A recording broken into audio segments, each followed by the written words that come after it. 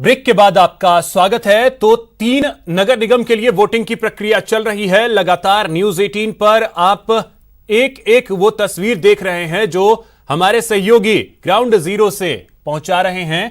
इस वक्त जयपुर से हमारे सहयोगी दीपक व्यास हमारे साथ जुड़ रहे हैं, उनके पास चलते हैं और इस वक्त वहां क्या तस्वीरें हैं, कितनी लंबी कतार इस वक्त लगी है, वो उनसे जानने की कोशिश करते हैं। दीपक, लगभग 7 घंटे का वक्त जो है वो पूरा होने जा रहा है और 3 घंटे का वक्त और बचा है। ऐसे में जयपुर से इस वक्त किस तरीके की तस्वीर देखने को मिल रही है?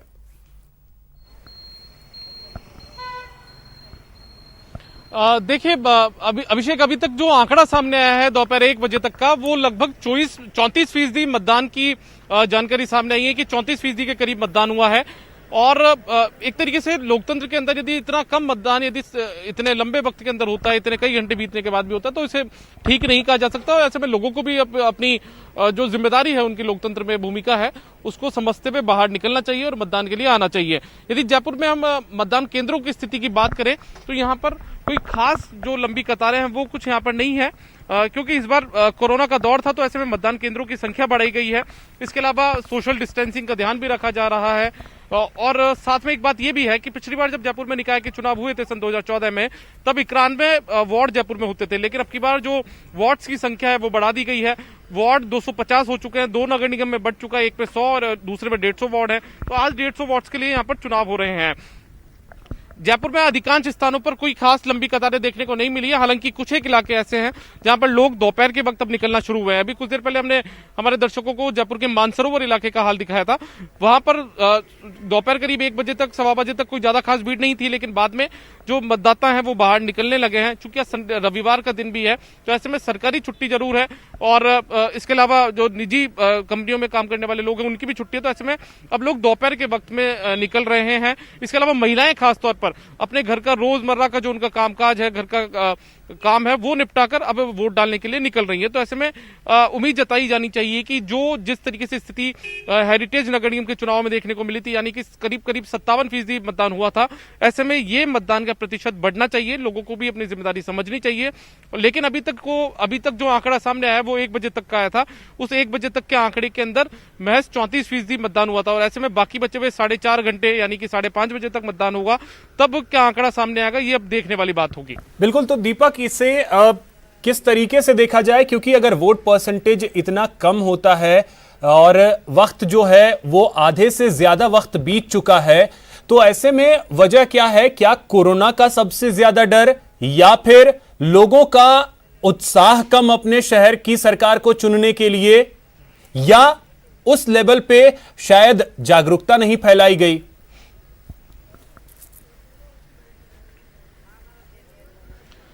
देखिए अभिषेक, जो आपने जिन तीन मुद्दों का आपने जिक्र किया, तीनों कहीं ना कहीं यहाँ पर जरूर अपना एक तरीके से बात यहाँ पर बनती है तीनों मुद्दों पर, क्योंकि कोरोना का दौर चल रहा है। तो ऐसे में बहुत सारे लोग ऐसे हैं, बहुत सारे परिवार ऐसे हैं, बहुत सारे वोटर ऐसे हैं जो घर से बाहर ही नहीं निकल रहे हैं। हमने हेरिटेज नगर निगम के चुनाव के अंदर भी देखा था, बहुत सारे मतदाता थे जिन्होंने अपने मताधिकार का प्रयोग नहीं किया। बड़े परिवार थे, उनमें मतलब एक परिवार के अंदर 20-20, 22-22 के करीब मतदाता थे, बावजूद उसके वो घर से बाहर नहीं निकले थे क्योंकि कोरोना का डर उन्हें सता रहा था।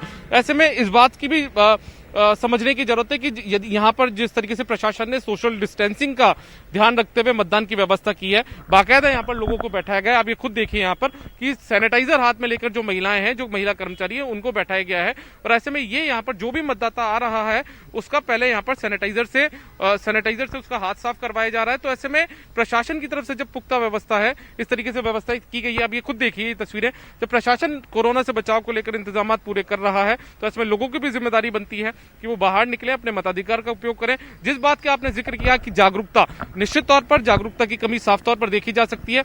अमूमन जिस तरीके के स्वीप प्रोग्राम हमने देखे थे पिछले कई चुनावों के अंदर, वो इस बार देखने को नहीं मिले। उसकी एक बड़ी वजह यह भी थी कि कोरोना का दौर चल रहा था, अभी लंबे वक्त तक लॉकडाउन, उसके बाद में अनलॉक के अंदर धीरे धीरे की रियायतें दी गई। तो ऐसे में जो जागरूकता कार्यक्रम होने चाहिए थे वो उस तरीके से नहीं हो पाए थे, ये भी एक बड़ी बात है। तो ऐसे में लेकिन हम यही जरूर कह सकते हैं कि मतदाता को अपनी जिम्मेदारी समझते हुए तमाम चीजों को ध्यान में रखते हुए खुद अपने घर से सावधानी बरतते हुए निकले। और आज का दिन जो लोकतंत्र के पर्व कहा जाता है, लोकतंत्र का महापर्व कहा जाता है, ऐसे में उसे अपनी इस चुनाव के अंदर अपनी आहुति जो एक तरीके से उसके वोट के जरिए दी जाती है, उसका जरूर यहाँ पर एक तरीके से उपयोग उसे करना चाहिए। बिल्कुल। अब एक और चीज दीपक, इसमें हम अगर देखें तो जो अभी पंचायत चुनाव हुए थे वहां पर वोटिंग परसेंटेज जो है वो 75, 80, 82, 84% तक वोटर्स जो हैं वो वोट डालने के लिए पहुंचे थे। वहां पे कोरोना के गाइडलाइंस की भी कई जगहों पे धज्जियां उड़ी थी, ऐसी भी तस्वीर हमने देखी थी। यहां पर व्यवस्थाएं पूरी तरीके से माकूल हैं, कोरोना को लेकर के खास तौर पे पूरा ख्याल रखा जा रहा है। तो ऐसे में अगर लोग ही अपनी जिम्मेदारी नहीं समझेंगे, और सबसे बड़ी बात कि यह चुनाव जो है वो आपके गली मोहल्ले के लिए है कि आपके गली मोहल्ले में क्या क्या चीजें कमी हैं, उस हिसाब से आप वार्ड पार्षद को चुने। तो यानी कि शहरों के लोगों का रुझान जो है वो वोटिंग की तरफ उतना नहीं है जितना होना चाहिए।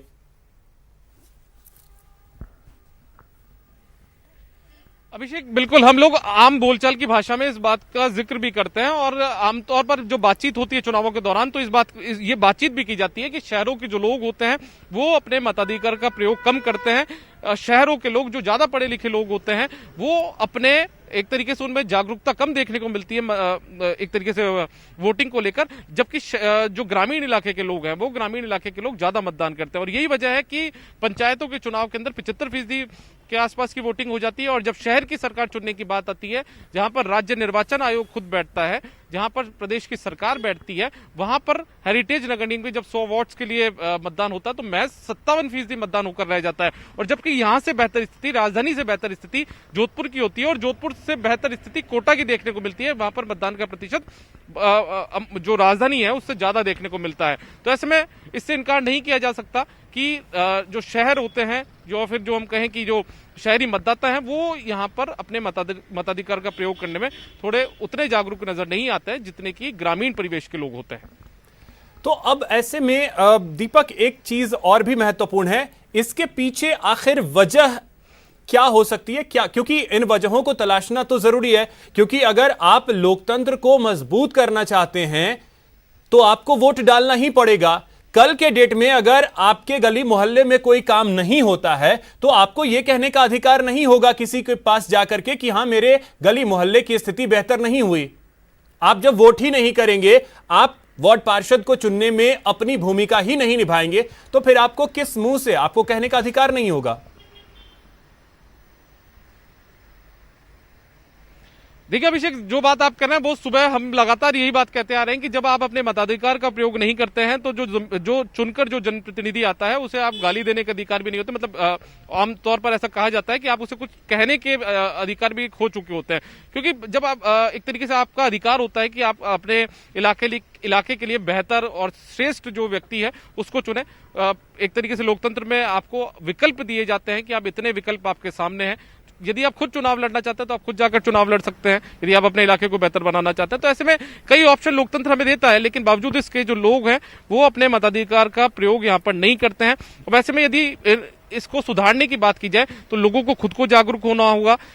जिस तरीके की बात हम पहले भी करते आ रहे हैं कि शहरी जो मतदाता होता है वो ग्रामीण मतदाता की बजाय वोट से चुनाव के दौरान दूर भागता है। अब इसके कई अपने सवाल उठाने में शायद यही आगे होते हैं। आज तो ये भी कहना चाहूंगा कि सवाल जो है उठाने में सबसे ज्यादा शायद आगे होते हैं, लेकिन वोट हमें नहीं डालना है। लेकिन हम लगातार यही अपील करेंगे कि यही मौका आपके पास है। शायद ये मौका निकला, जो अभी 3 घंटे का वक्त बचा है, ये मौका निकला, फिर आपको ये मौका 5 सालों बाद मिलेगा जब अपने लिए आप वार्ड पार्षद चुनेंगे। सचिन भी हमारे सहयोगी इस वक्त जुड़ गए जयपुर से।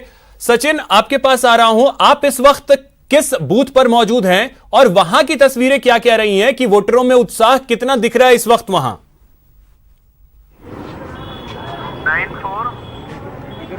94439464। चलिए, सचिन तक लगता है नहीं आवाज जा रही है। सचिन, आवाज मिल रही है आपको मेरी?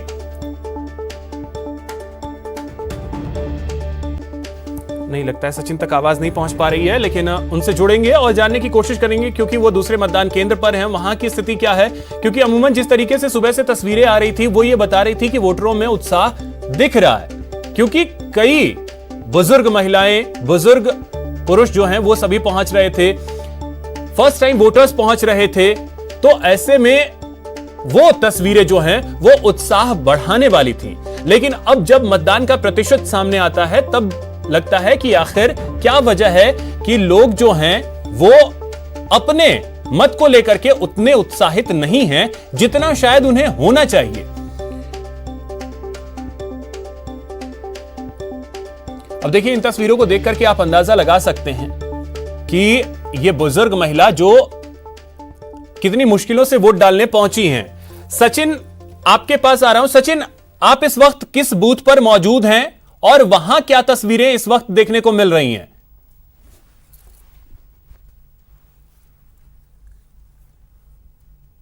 मैं इस समय जो विद्यानगर विधानसभा क्षेत्र है उसका जो बूथ है वार्ड संख्या 6 का, उस पर मैं इस वक्त मौजूद हूँ। वार्ड 37 की इस वक्त हम लोग कवरेज कर रहे हैं। तस्वीरें आप देख सकते हैं, ये वाकई में ये बात बिल्कुल सही है कि इस समय जो है वो वोटिंग परसेंटेज काफ़ी कम है और वोटिंग परसेंटेज कम होने की कई वजह इसमें मानी जा सकती है। आज छुट्टी का दिन था और उम्मीद की जा रही थी कि हेरिटेज के मुकाबले ग्रेटर के अंदर अच्छा मतदान होना चाहिए, क्योंकि छुट्टी का दिन है, संडे का दिन है, तो ऐसे में जो निजी कर्मचारी हैं या सरकारी कर्मचारी हैं सभी की छुट्टी रहती है। लेकिन ऐसा नहीं है, 1 बजे तक का वोटिंग परसेंटेज तकरीबन 35% के आसपास आया है और ये अपने आप में काफ़ी कम वोटिंग परसेंटेज है, क्योंकि अभी अगर हम बात करें तो 2 घंटे के आसपास का समय बचा है, 2 सवा 2 घंटे के आसपास का समय बताया जिसके अंदर वोटिंग और होनी है। तो इससे अंदाज़ा लगाया जा सकता है कि शायद वोटिंग परसेंटेज जो हेरिटेज का गया था उसके मुकाबले काफ़ी कम वोटिंग परसेंटेज जो है वो यहाँ रह सकता है। 5 बजे तक यहाँ पे वोटिंग होगी।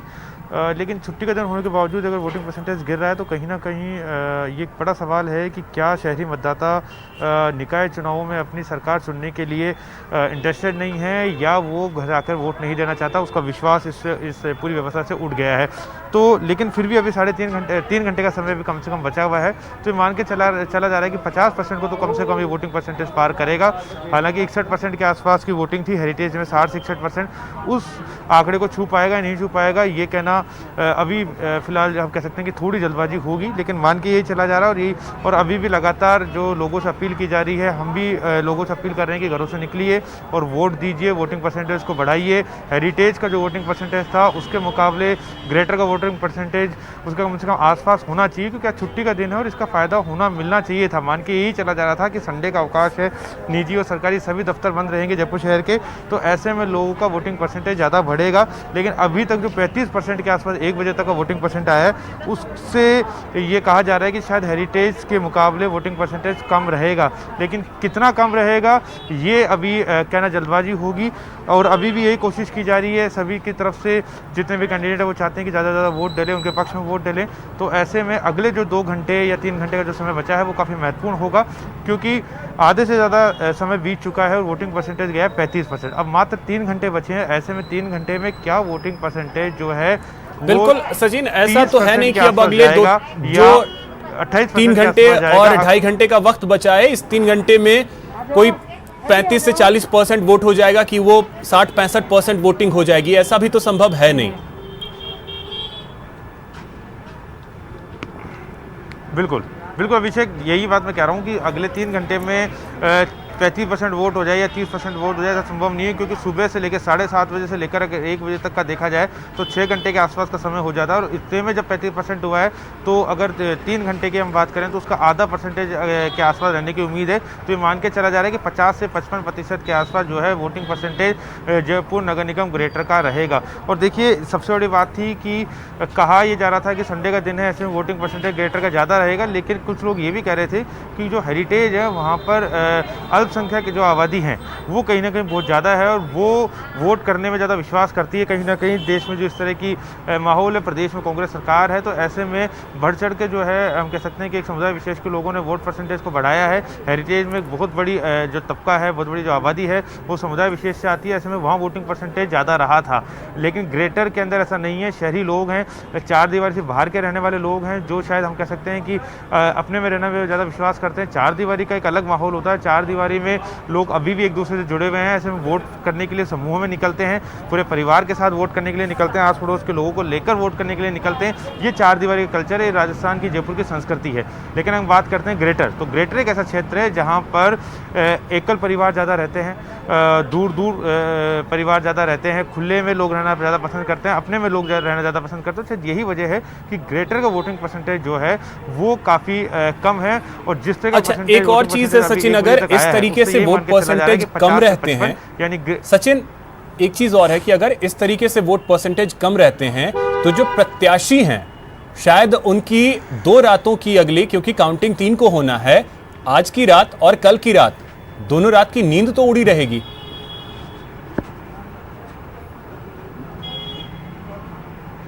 देखिए अभिषेक, अगर वोटिंग परसेंटेज कम रहता है तो इसका फ़ायदा जो है वो, अब देखिए हम अभी इस वक्त क्योंकि मतदान चल रहा है तो ऐसे में कुछ भी कहना ठीक नहीं होगा, लेकिन कहीं ना कहीं बीजेपी को कहा जा सकता है कि इससे शायद थोड़ा नुकसान हो, क्योंकि शहरी मतदाता जो है वो शुरू से ही बीजेपी का मतदाता माना गया है। नहीं, मैं किसी भी प्रत्याशी के लिए ओवरऑल के बारे में समझना चाहूंगा सचिन, क्योंकि कहा जाता है कि वोट परसेंटेज जो है एक हेल्दी वोट और इस बार की अगर बात की जाए तो इस बार तो निगम भी छोटे छोटे हैं, हार जीत का अंतर भी बहुत कम होगा, क्योंकि मतदाता जो हैं वो एक वार्ड के इस बार कम कर दिए गए हैं, तो इसका भी तो असर पड़ेगा।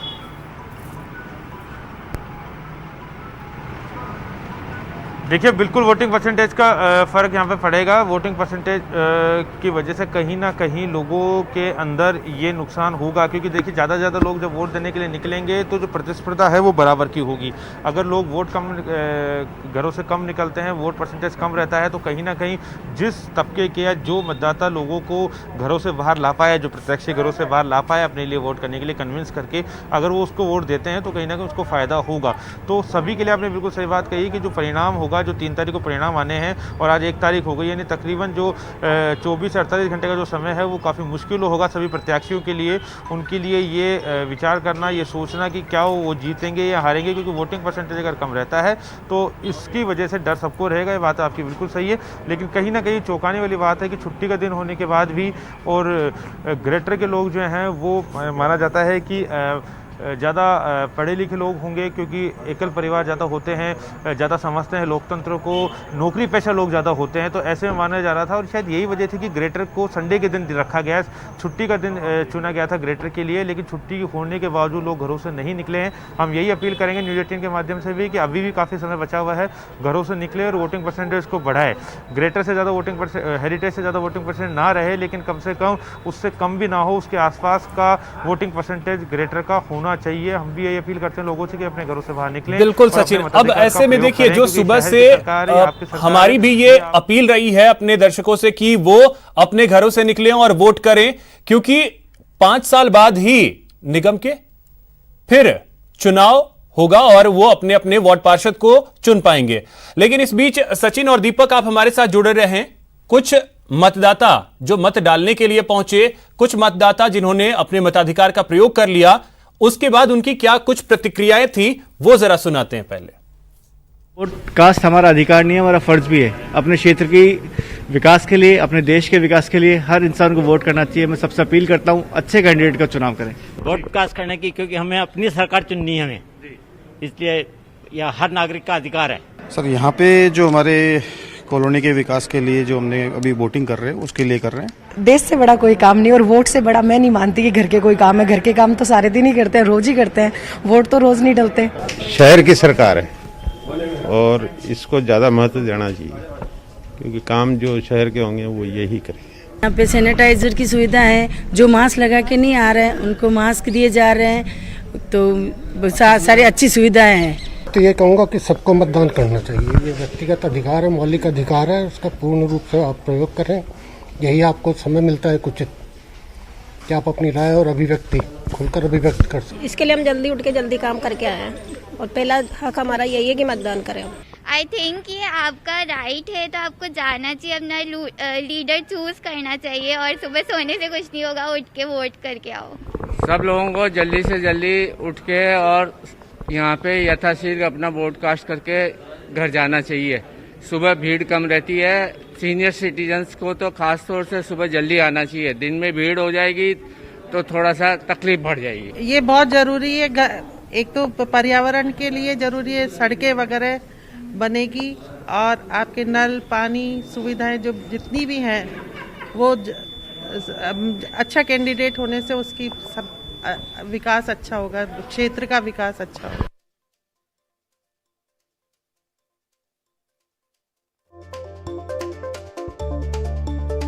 प्रतिक्रियाएं जो हैं वो सामने आई कि किस तरीके से वोट डालना कितना अनिवार्य है, ये बताने की कोशिश थी उन तमाम वोटर्स की जो वोट डालने के लिए पहुंचे थे। अब ये अलग अलग तस्वीरों के जरिए आप देख सकते हैं। जनता का उत्साह, यहाँ की सुरक्षा व्यवस्था और यहाँ की मतदाताओं के लिए मतदान करने की व्यवस्था। ये वार्ड नंबर 64 है, झोटपड़ा विधानसभा क्षेत्र, निर्माण नगर का। क्या नाम है आपका? अंशु। अंशु, वोट कर दिया आपने? करने जा रहे हैं? बस अभी करने जा ही रहे हैं। अच्छा, तो इनको भी मतलब ट्रेनिंग अभी से दे रहे हैं? अभी ये बहुत ज्यादा इंक्लाइंड है इन सब चीजों को लेके। हाँ। और ये मतलब शी अंडरस्टैंड्स बेसिक जो थिंग्स होती है हम लोगों की, कौन कैंडिडेट है, कौन सी पार्टीज है। और बड़ी होकर जब इसका नंबर आएगा, I know she will be a very responsible citizen. हमारी पूरी समाज का विकास हो, हमारी जो समिति बनी हुई है काफी टाइम से, इसमें कुछ भी डेवलपमेंट नहीं है। अब हम चाहते हैं कि ऐसा कोई इंसान है जो हमारी पूरी कॉलोनी का सबका एक डेवलपमेंट करे। हाँ जी। वोट दिया है? ये देखिए, ये आप देख सकते हैं वोट देकर आ चुके हैं। आगे भी कुछ लोग खड़े हैं जिनसे हम बात करेंगे। सर, एक तो काम के ऊपर वोट पड़ा है, काम करेगा वही जीतेगा, जो काम नहीं करेगा उसको पब्लिक ने नकार दिया है। आप क्या सोच के वोट देकर आए हैं? मैं तो ये देख के आया हूँ, जो डेवलपमेंट निर्माण नगर का करेगा उसी को वोट दिया जाएगा जी। और यहाँ पे नेतागिरी वगैरह का कोई नहीं है। क्या स्थानीय मुद्दे ऐसे हैं जो? स्थानीय मुद्दे एक तो पार्क का है, रोड का है, सीवरेज लाइन है, पानी की प्रॉब्लम्स है, लाइट नहीं है, कई सारे मुद्दे हैं। इन सबको देखते हुए जो डेवलपमेंट करेगा उसी को वोट देंगे। जो डेवलपमेंट करेगा उसी को वोट दिया जाएगा। ये जो चुनाव होता है एक तरीके से घर का चुनाव होता है, अपनी गली मोहल्ले का चुनाव है, क्योंकि उसी के विकास का चुनाव हम करते हैं। क्या आपने सोचा था, किस मुद्दे पर वोट दिया? जैसे पूरी निर्माण नगर के डेवलपमेंट को सोचकर दिया है। यहाँ पर बहुत ज्यादा गंदगी फैली रहती है और ये 5 सालों से कुछ भी नहीं हो पा रहा है। जगह जगह कचरा फैला हुआ है और कोई भी इंटरेस्ट नहीं लेता है। इसलिए इस बार ये देखा है कि चाहे कुछ भी हो जाए उसी को वोट देंगे जो 5 सालों से सक्रिय रहा है, चाहे उसे पद नहीं मिला हो। ये एक अच्छी बात है। देखिए, मतदाता जागरूक है, जनता सब जानती है। आपने भी वोट किया है। अब देखिए, बुजुर्ग महिलाएं हैं, आप वोट करके आई हैं, अपने मताधिकार का इन्होंने प्रयोग किया है। इन्हीं से बात कर लेते हैं। क्या किन मुद्दों पर आपने वोट दिया है? इसीलिए कि मैं सबकी अच्छाई चाहती हूँ, सबकी भलाई चाहती हूँ। सबकी भलाई के लिए मतलब जो चुनाव में खड़ा हुए वो सबकी भलाई के लिए, मतलब ये नहीं कि मेरा ही काम है, मतलब पूरी जो भी है पब्लिक उसके लिए भलाई। तो पार्टी को देखकर वोट देंगे या व्यक्ति को देख के वोट देंगे? पार्टी को देख के, व्यक्ति को देख के, जो काम करेगा उसी व्यक्ति को, जो सबकी भलाई चाहेगा ना, चाहे उसके बाद कुछ भी मत हो। बीमार रहो पण वोट देवा जा रहा छो? काई सोच जा रहा छो भाई वोट क्यों दिया आप? दे दिया ऐसे तो दिया तो मतलब विकास होगा कॉलोनी को लिया। अच्छा, तो आप समझ सकते हैं कि बुजुर्ग महिलाएं हैं, बीमार हैं, बावजूद इसके इस पर्व में शामिल हो रही हैं। ये बहुत खूबसूरत तस्वीरें लोकतंत्र की आप देख पा रहे हैं। और ये जाते हुए, भैया मास्क लगा दें आप इनके, और अभी थोड़ी देर में ये अंदर पहुंचेंगे, वोटिंग करेंगे। ये देखिए हाथों में पर्चियां ले करके निकल रहे हैं। तो उम्मीद की जा सकती है कि एक अच्छे स्वस्थ लोकतंत्र को मजबूत रखने के लिए मतदाताओं का ये उत्साह देखने के काबिल है। भंवर पुष्पेंद्र चौहान। चलिए कुछ और खबरें आपको दिखाते हैं। राजस्थान ब्यूरोक्रेसी को नया बॉस मिल गया है। 31 अक्टूबर को दिन भर सस्पेंस रहने के बाद रात करीब 2:30 बजे वित्त विभाग के अतिरिक्त मुख्य सचिव निरंजन कुमार आर्य को राज्य का नया मुख्य सचिव नियुक्त कर दिया गया, जिन्होंने आज अपना पदभार भी संभाल लिया। निरंजन आर्य बने प्रदेश के नए सीएस। जनवरी 2022 तक रहेंगे पद पर काबिज। 1989 बैच के हैं अधिकारी। आखिरकार निरंजन आर्य को सरकार के करीबी होने का फायदा मिल ही गया। राजीव स्वरूप के मुख्य सचिव पद से रिटायरमेंट के बाद सरकार ने उन्हें देर रात प्रदेश का नया मुख्य सचिव बना दिया। अनुसूचित जाति से आने वाले आर्य राज्य के पहले मुख्य सचिव हैं। मुख्य सचिव बनने के बाद निरंजन आर्य ने न्यूज 18 को अपनी पहली प्रायोरिटी बताई। जो सरकार की प्राथमिकताएं होती है वही शासन की जो प्राथमिकताएं वही मुख्य सचिव सारे सचिवों की या सारी सरकारी जो टीम है उन सब की प्राथमिकता वही है जो सरकार की प्राथमिकता है। लोक कल्याणकारी योजनाओं का आमजन को फायदा मिले, इसके लिए आप किस तरह के दिशा निर्देश ब्यूरोक्रेसी को दोगे सर? गुड गवर्नेंस जो हमारे माननीय मुख्यमंत्री महोदय का जो एक नारा है और जिस पे वो पूरे सक्रियता एवं गंभीरता से लगे हुए हैं, तो मैं तो सोचता हूँ कि सारी ब्यूरोक्रेसी को माननीय मुख्यमंत्री महोदय के जो गुड गवर्नेंस के थीम है या जो उद्देश्य है उनका, उसको पूरा करना चाहिए। मूलतः पाली के रहने वाले हैं आर्य। 4 जनवरी 1962 को हुआ जन्म। आर्य ने बीकॉम एमकॉम किया है। मुख्यमंत्री के सचिव भी रह चुके हैं। एसीएस वित्त, कोऑपरेटिव, आयुर्वेद विभाग में भी रह चुके हैं। 5 जिलों में रहे हैं कलेक्टर।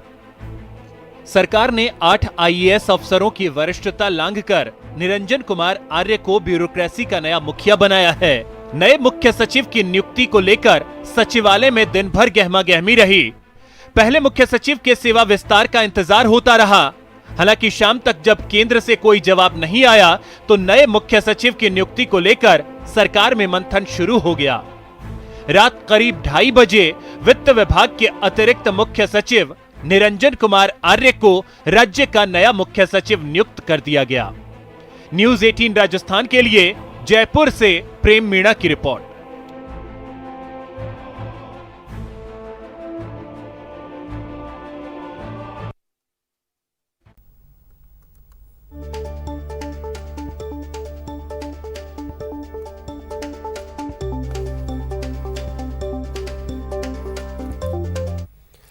कोरोना काल में लगे लॉकडाउन के करीब 8 महीने बीत जाने के बाद पटरी पर जिंदगी लौटने लगी है। दुर्ग पर पसरा सन्नाटा खत्म हो रहा, जिससे स्थानीय गाइड, फोटोग्राफर और व्यापारी राहत की सांस ले रहे हैं।